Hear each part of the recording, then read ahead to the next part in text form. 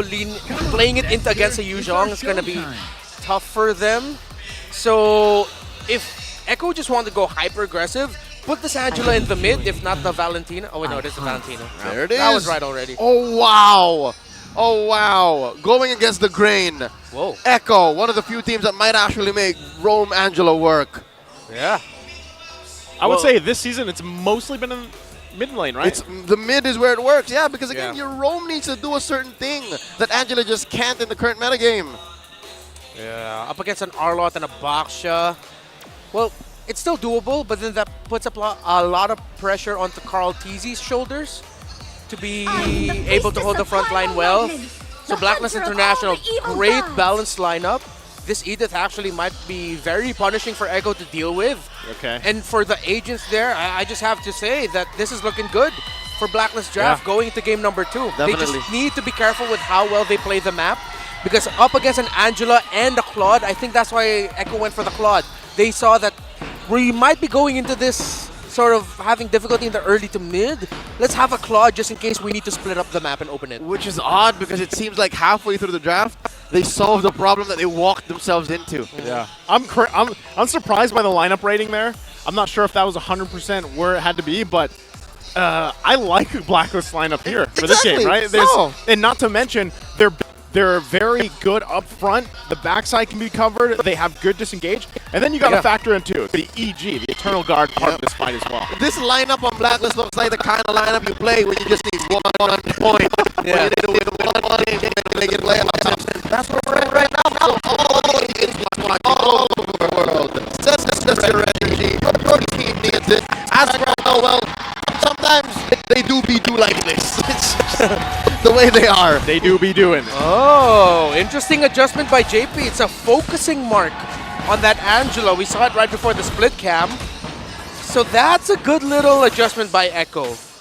Knowing that they're probably thinking what we were thinking in terms of, oh man, Blacklist could run away with this. So how do we balance that? Be able to dish out just a little bit more damage. So that 6% will come in big. Oh, wow. Something to note as well, that's a lot of quantum charge from Echo. And a lot of emblems that just give you a little extra numbers early on. So something tells me they might actually go fast. They might try to avert expectations from Blacklist and just collapse onto them.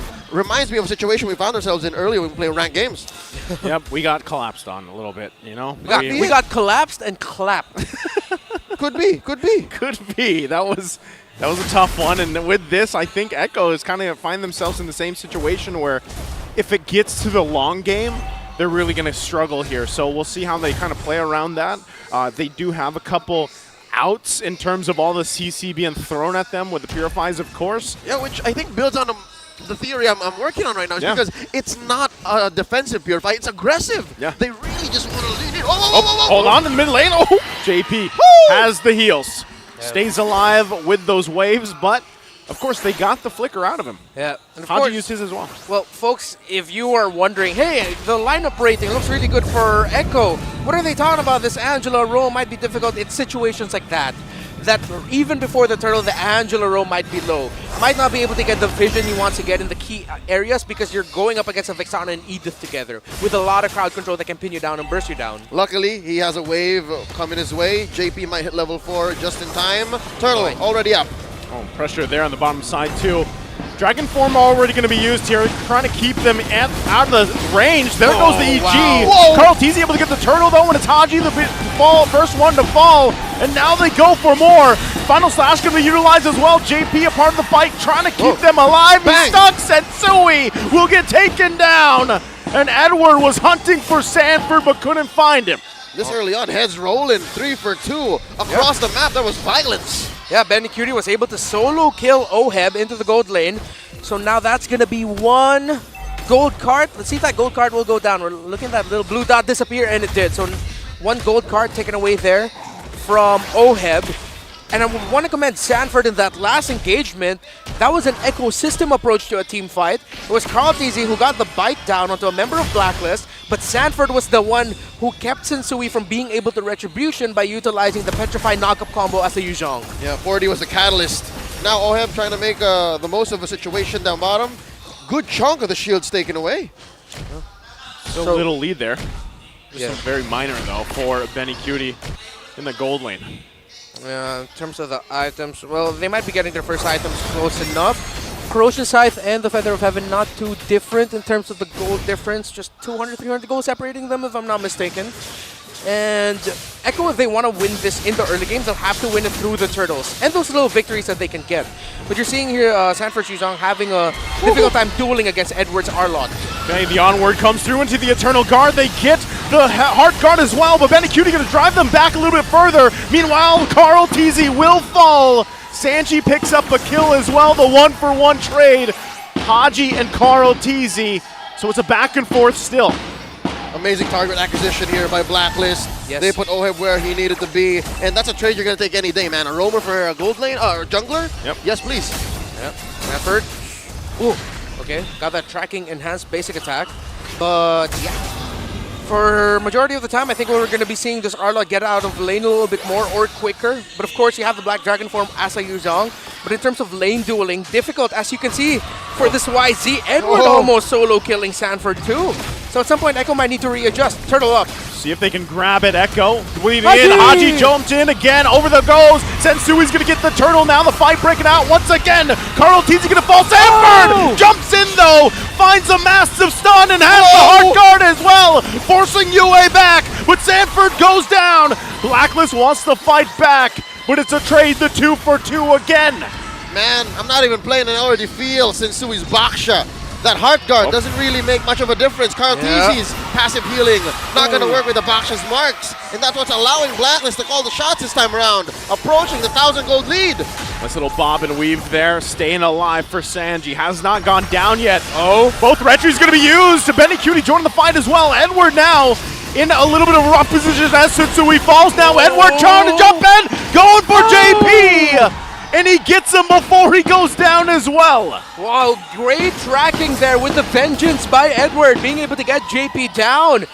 And going back into the turtle fight that we saw that led to this little scrap afterwards, we need to commend how Haji was able to just look at Carl Teasy and say, yeah, man, let's just control him and take him down. Great timing, and Blacklist was able to respond. It was just an easy onward toss-up, and then with the Earth Shatter as well, Carl Teasy was not able to retrieve that.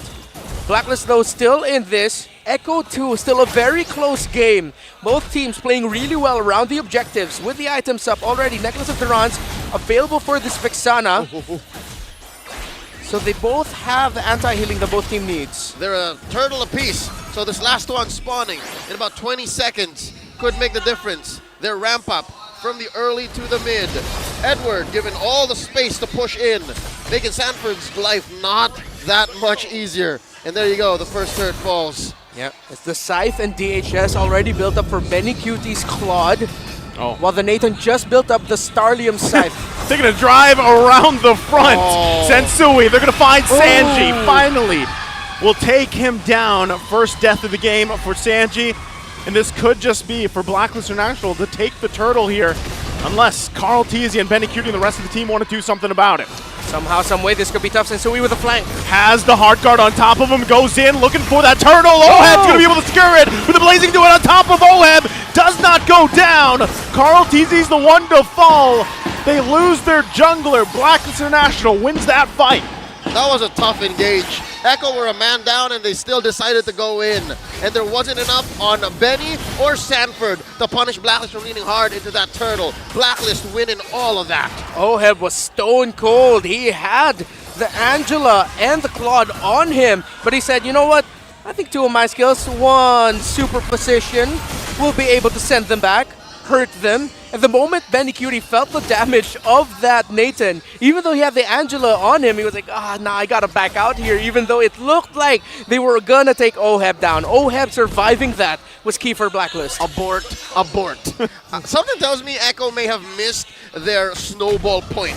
Their lineup was built to snowball, and again, that's what explains this odd roamer Angela. So now, I reckon the play might be, all right, let's get actual items and a solid gold lead on our heroes and on our composition. And then go from there, because look, there is good damage on them, but it's damage that they can't use. It's damage that doesn't really translate. And Echo can't seem to get the longer engagement that they want to get. again, we mentioned during the draft that this type of lineup, having an Angela Rome will put a lot of pressure onto the Barretts, onto Carl TZ's shoulders.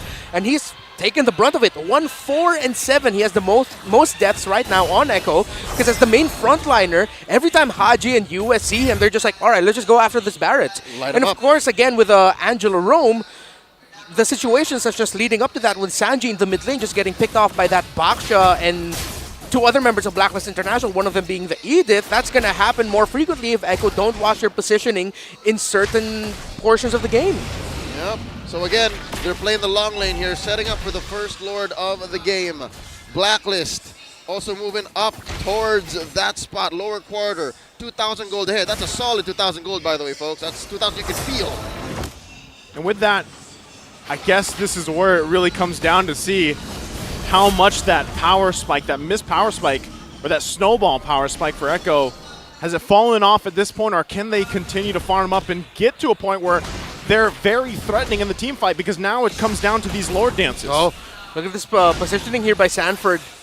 Can get the members of Blacklist International off guard, catch them off guard. But I wonder if they sense it, because this is classic Echo that we're seeing. Oh, Golden Staff already built up for that Claude. Concealed by Hodge. Oh. All right, they forced Carl TZ back, though. Yeah, forced to use the Detonus Welcome just to dash through that wall. Big resources utilized. But Sanford, unshakable, not moving from that shrub. All right, luckily, if you have a canceled Detonus Welcome and you get it in, it does come off cooldown much faster. Yeah, so, but Blacklist seem to be Edward goes in with a final slash, and now he's in trouble. Carl TZ gets taken down. Sanford has the hard guard they're looking for. Anybody to find UA. Gets a done. Okay, he goes down anyway. And now still fighting for an Echo on the run. Oheb is unstoppable as he gets a Maniac. And this is massive for Blacklist. Echo goes into damage control mode. They need to save themselves where they can, and with just Benny Cutie standing, Blacklist does nothing less than take advantage of that win. 3.5k ahead, huge Lord scored. Now they're gonna turn the map red. Echo are reeling. The Filipino sniper is stone cold, and Omega's hopes of making it to the playoffs might have shattered in front of them as Blacklist have this lead. Sensui stolen a purple buff away from Carl TZ. Remember, Blacklist just needs that 1 game win to make it into the playoffs. And Oheb with a Maniac might have just done it for Echo, for Blacklist.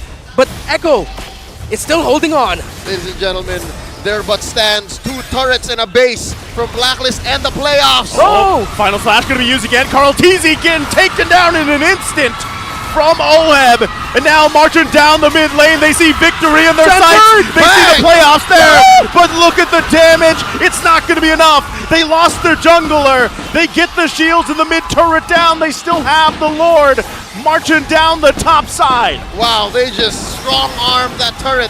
No minions, no nothing. It's just JP and Benny left in the base. They still have a Lord. Still waiting it out. Blacklist Oheb wants to set the eyes on the victory, and they'll get it. The base. 1 point is all they needed, and Blacklist will secure their spot to the playoffs.